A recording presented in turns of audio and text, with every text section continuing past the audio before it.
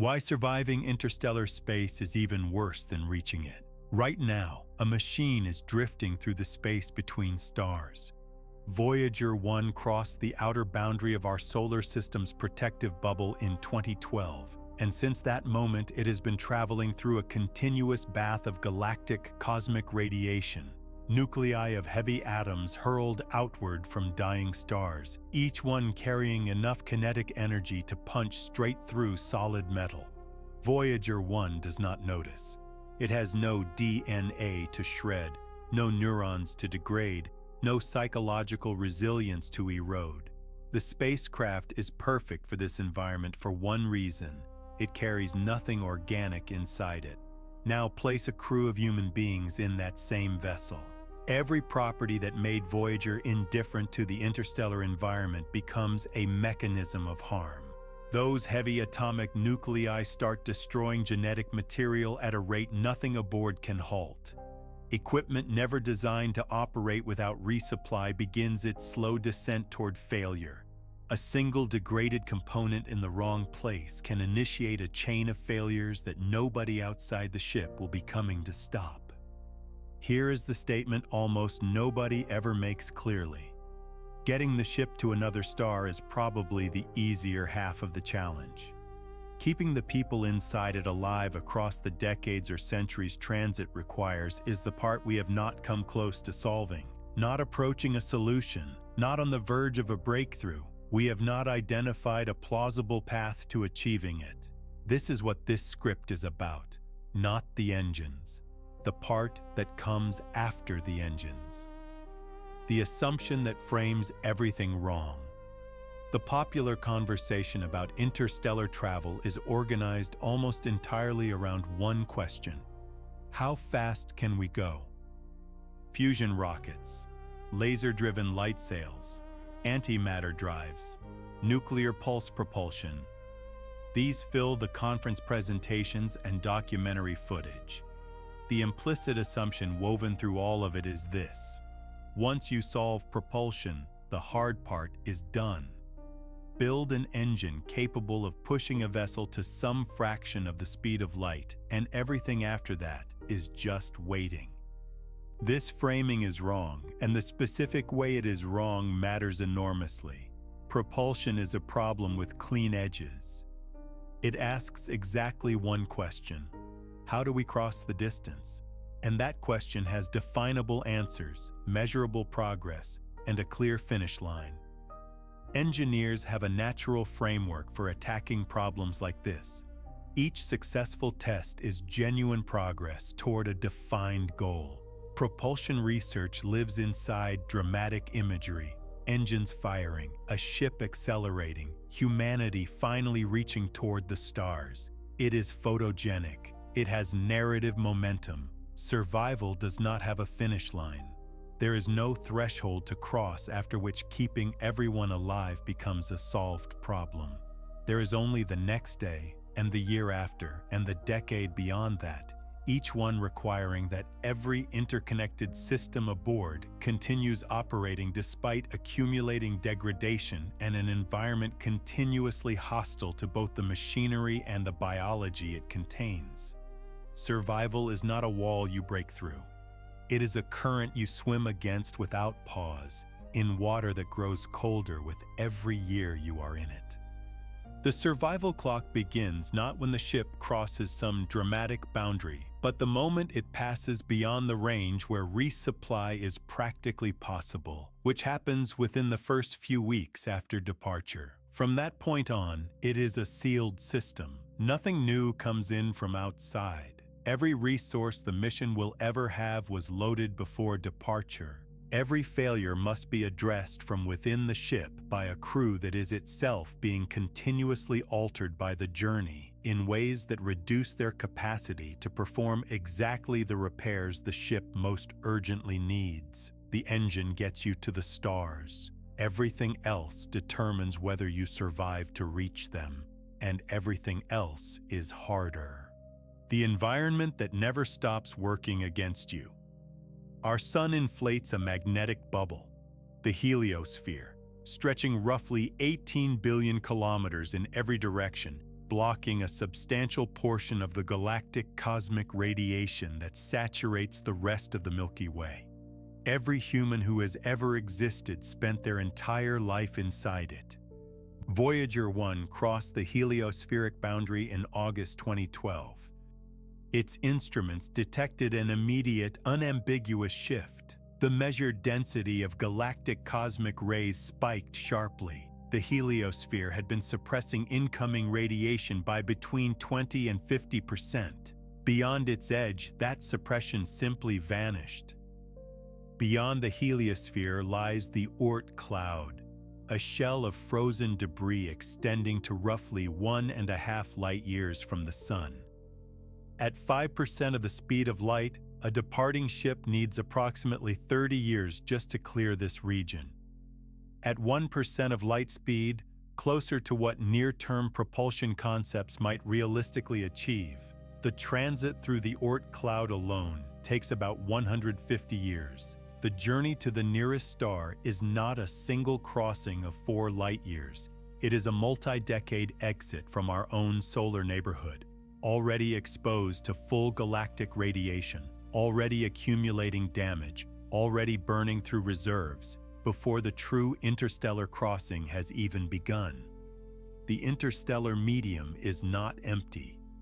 It is a thin gas of hydrogen and helium threaded with dust, permeated by magnetic fields, and saturated with energetic particles produced by the most violent events the galaxy has ever generated. The most dangerous component consists of fully ionized nuclei of heavy elements: iron, silicon, oxygen, accelerated to substantial fractions of the speed of light.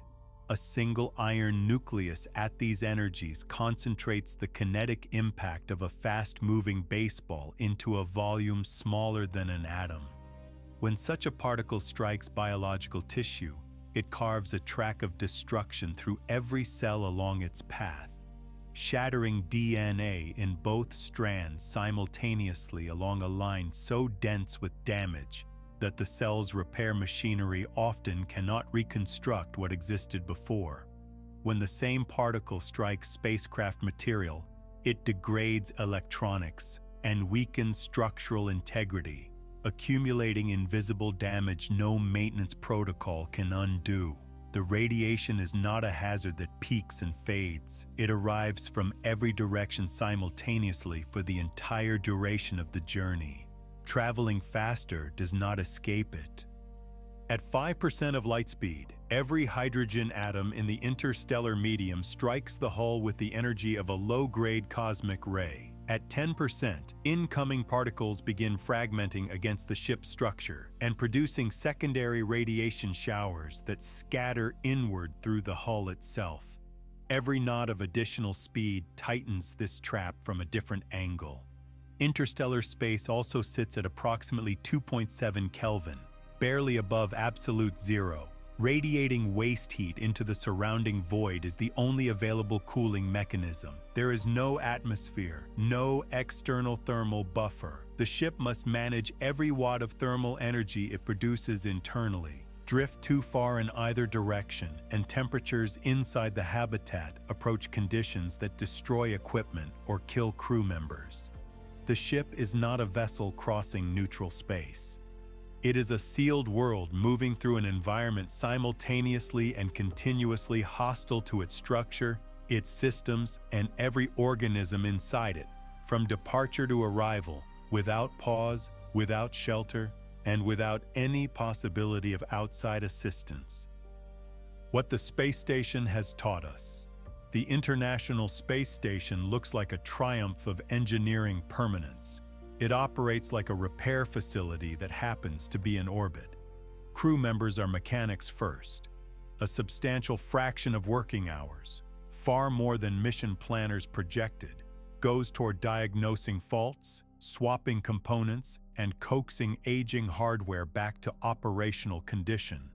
A study examining crew time records from the station's early years found that actual maintenance demands on the life support systems exceeded the original design estimates by approximately 1 order of magnitude, not twice the predicted workload. 10 times. The failures driving this were the ordinary grinding reality of pumps wearing out ahead of schedule, filters clogging faster than expected, and seals degrading in ways laboratory testing had not fully captured. The station survives because it has a supply chain. Spare components arrive on cargo missions. Crews rotate every 6 months before fatigue degrades their performance too severely. Remove the supply chain and the rotation schedule, and the station's operational model collapses.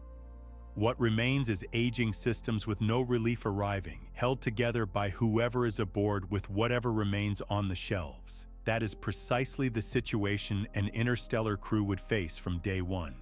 Water recovery illustrates the problem precisely. NASA achieved 98% water recovery aboard the station in 2023. 98% sounds like a closed loop. It is not. For every 100 liters entering the recycling cycle, 2 are lost to residue or irrecoverable waste. On the station, those 2 liters are replaced by water delivered from Earth. The loop leaks, and the leak gets patched from outside. An interstellar vessel cannot patch the leak from outside.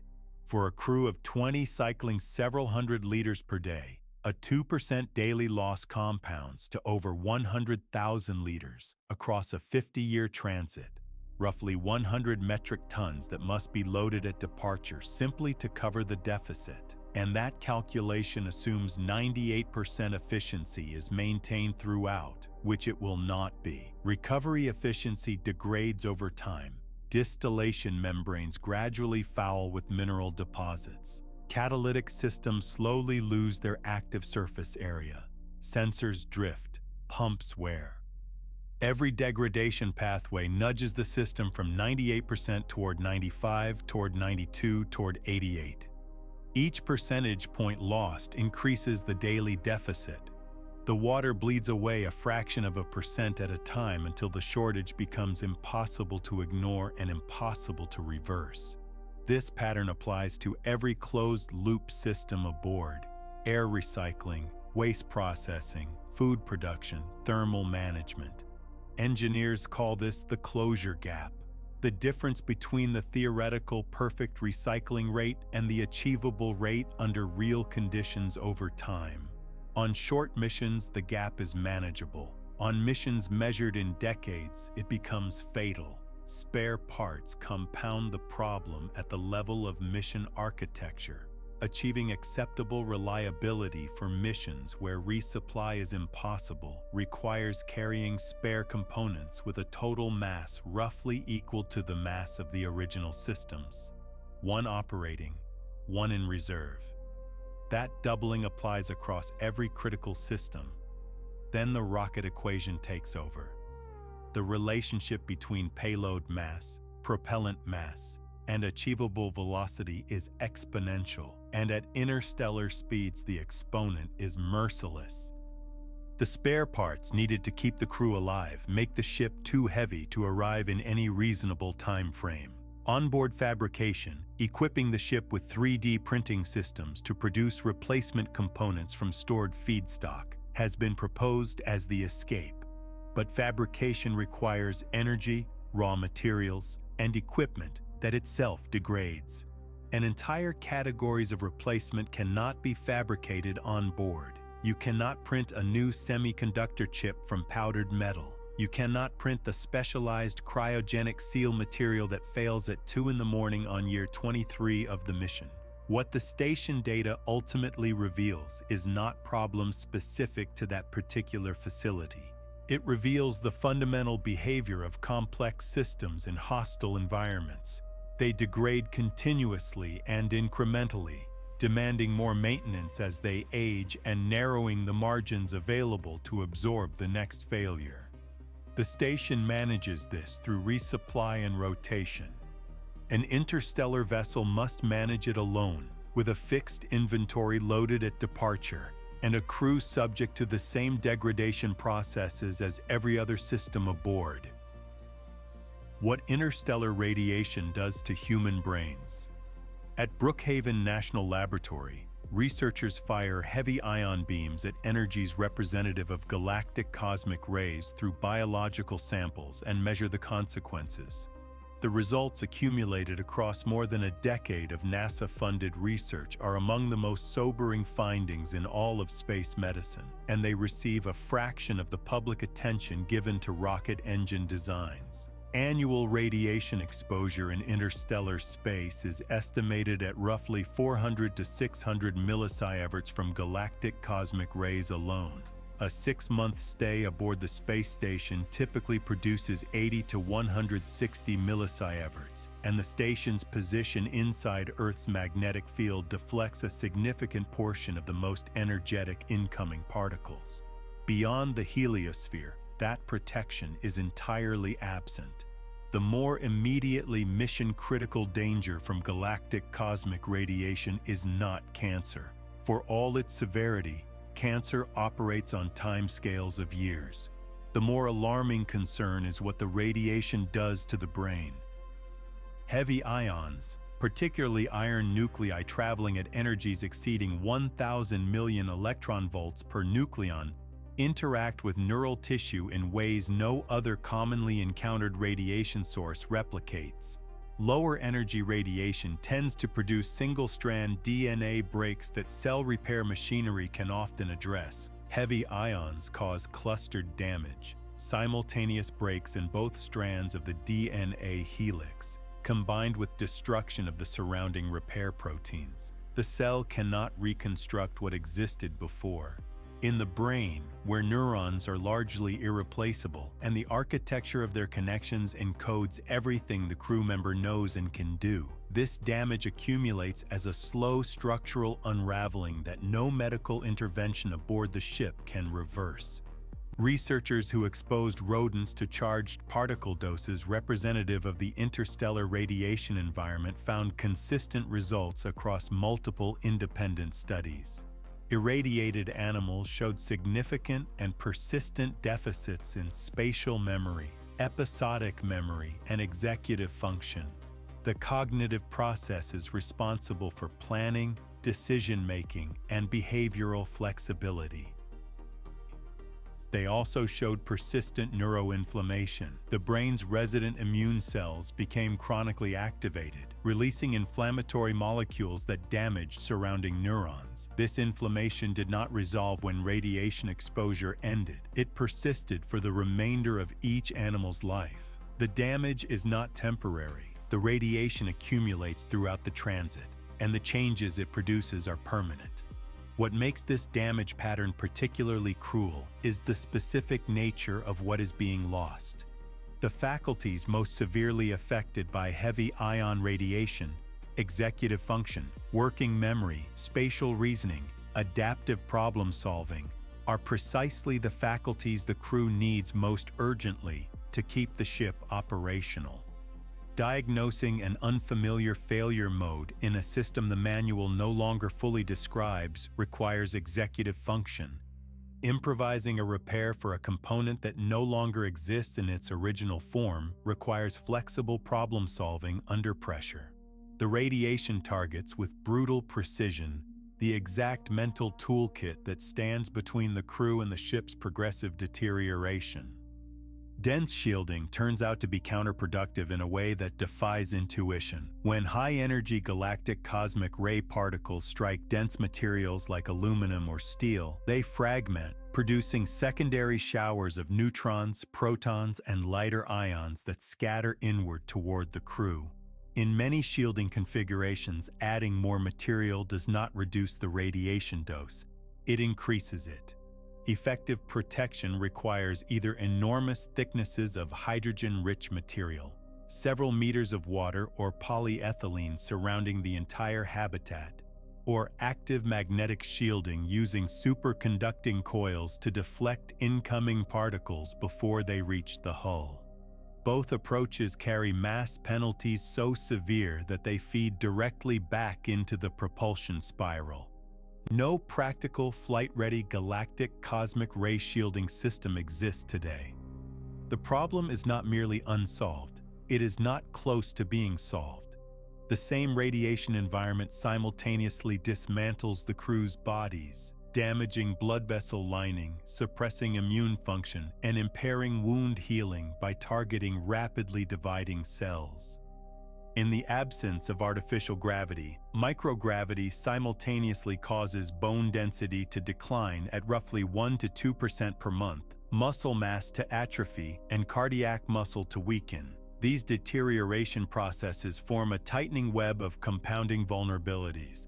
A crew member who fractures a radiation-weakened bone must rely on radiation-impaired healing processes to recover, attended by crew members whose own decision-making has been degraded by the same environment, using medical supplies that cannot be replenished. Every medical emergency becomes harder to manage because the environment that caused it has simultaneously reduced the capacity to respond.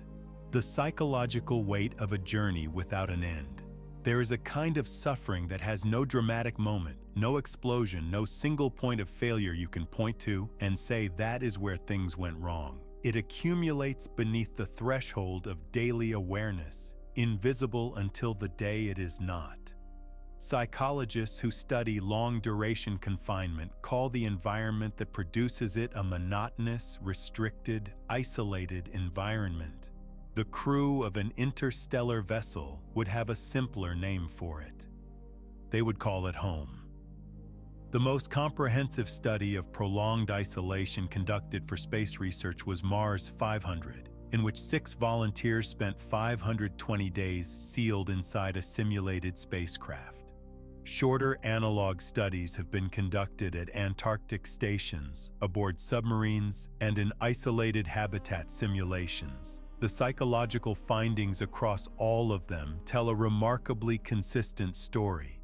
Confinement does not break people suddenly. It erodes them gradually along predictable pathways. In the early phase, participants show elevated engagement and alertness. This fades as weeks become months. Dopamine and serotonin levels decline measurably. Depression symptoms increase in roughly linear fashion with mission duration. Sleep quality deteriorates. Social participation decreases. The most important finding is not that these effects appear. It is when they peak.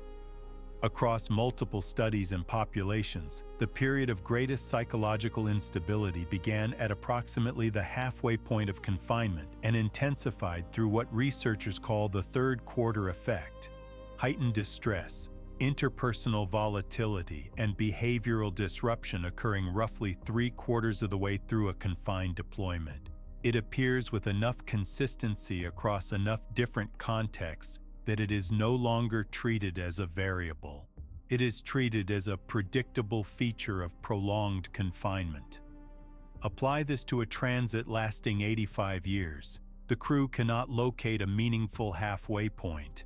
They cannot see their destination growing perceptibly closer.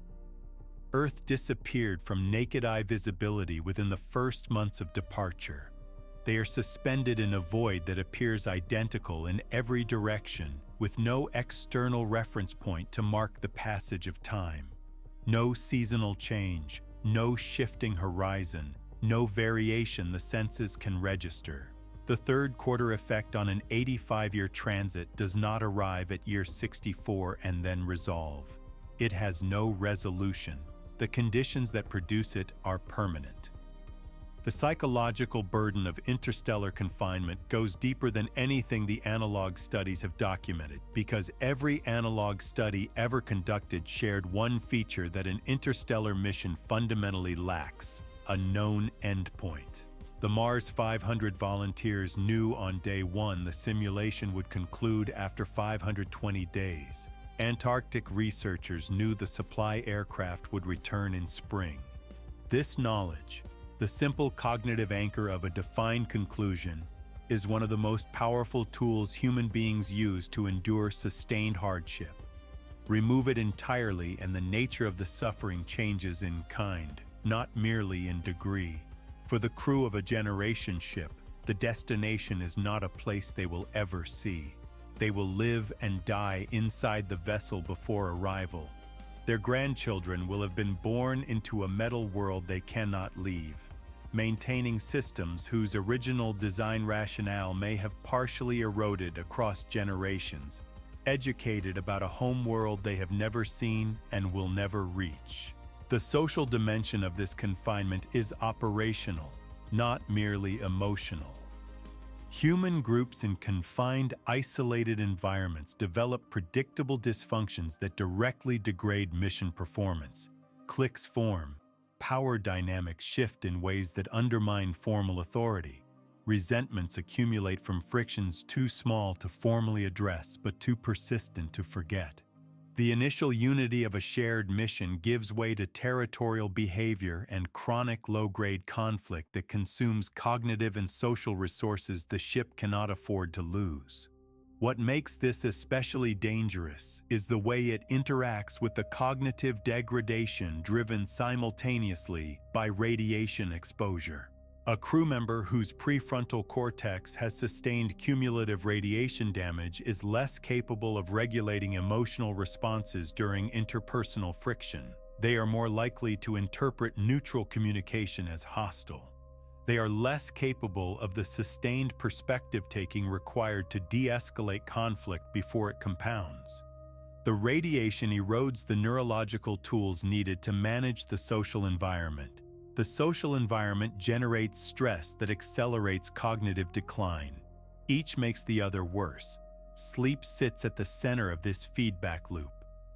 Chronic sleep disruption, which confinement, circadian drift, life support noise, and psychological stress all reliably produce, impairs every cognitive faculty that radiation is also degrading: memory consolidation, executive function, emotional regulation, decision-making.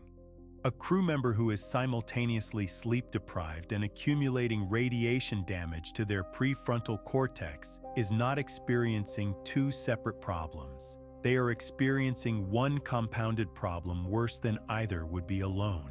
Sufficiently careful crew selection does not solve this. The analog studies were conducted with carefully screened, professionally trained individuals. They still experienced the third quarter effect. They still developed interpersonal conflicts requiring intervention. They still showed measurable deterioration over time. Selection improves outcomes at the margins. It does not alter what prolonged confinement does to human psychology, because that is not a product of individual weakness. It is a product of the environment itself. How everything fails together. Every failure mode discussed above has been treated until now as its own distinct problem. The radiation as a biological hazard, the maintenance burden as an engineering challenge, the psychological erosion as a human factors issue. This framing is useful for explanation. It is misleading for understanding.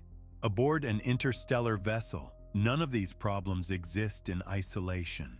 They are threads in a single fabric, and the fabric does not fray at one point.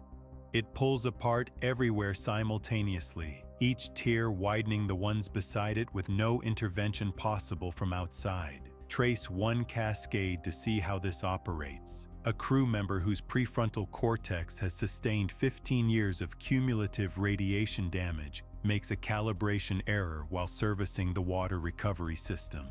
The error goes undetected for 72 hours because the monitoring sensor has drifted beyond accurate calibration. Its semiconductor substrate degraded by the same radiation environment that impaired the crew member's judgment. During those 72 hours, the distillation membrane is exposed to conditions outside its operating parameters, accelerating the fouling, already reducing its efficiency.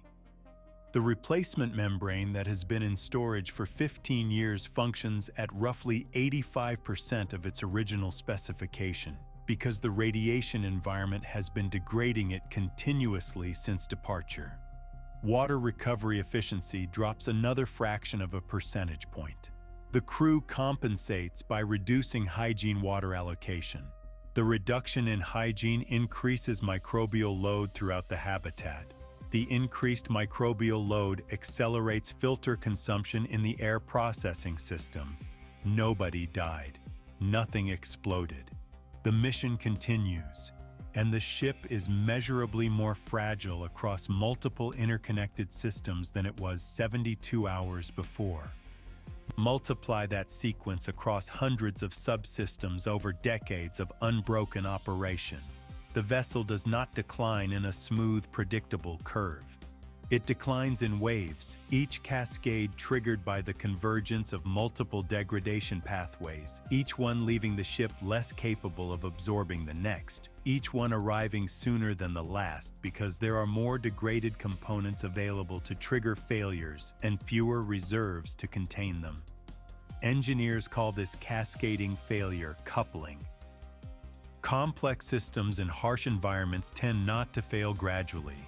They fail in accelerating pulses, each broader and harder to contain than the one before, until the system receives external intervention or crosses a threshold from which recovery is impossible.